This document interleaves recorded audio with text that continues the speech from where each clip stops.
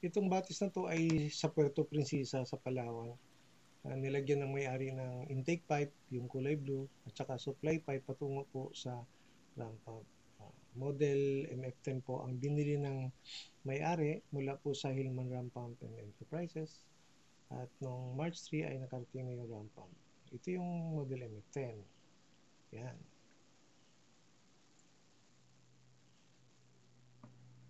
So, DIY lang po ang pag-install ng may-ari. Sa umpisa, hindi ito gumana. Pero after several tries, ito na.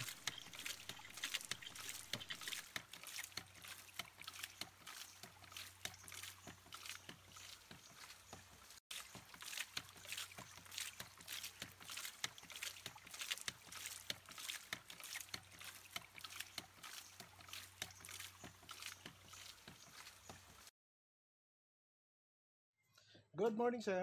Ito yung MF10 mo. Tapos, refresher lang po. Itong section na to, ang tawag dito ay impulse. Dito naman, ito yung air chamber. May valve sa loob. Okay? So, isa-isahin natin to, no?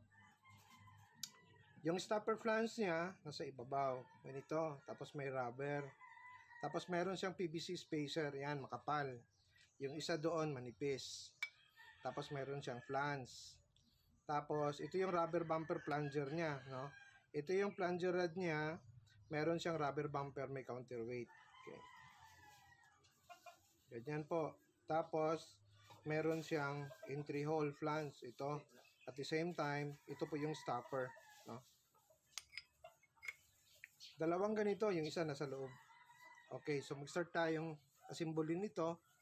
Unahin natin itong stopper flange or water entry hole flange. Tapos, yung rubber gasket. Tapos, ito po yung plunger rod. Yan. Nakatihaya. Yung rubber nasa itaas. Yung spacer. Ganyan. Makapal na spacer, flange, at saka yung stopper flange. Ganyan po ang itsura niyan. Dito naman sa kabila, yan, ganyan. So, tanggalin itong rubber flange. Tapos, ito yung stopper niya. Okay? Ito yung water exit hole flange din. So, mapapansin mo, kahit nakasarado yan, ganyan. Hindi po nasarahan lahat. Para pumasok yung tubig sa loob at nakukompress yung hangin sa loob ng air chamber. Yan. Tapos, ito naman yung plunger niya. Itong air chamber plunger, no? Pero yung rubber niya, downward. Okay, ganon. Downward siya. Tapos, yung PVC spacer niya, manipis ng konti. Tapos, yung rubber flange. Tapos, ito yung stopper din na flange. Okay? So, tapos housing na. Okay, una natin yung flange, stopper flange, rubber gasket, PVC spacer, air chamber, plunger rod, rubber bumper, downward,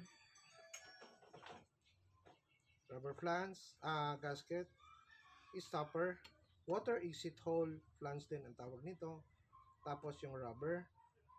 Tapos ito na yung air chamber. So that's it. Kompleto na po yan.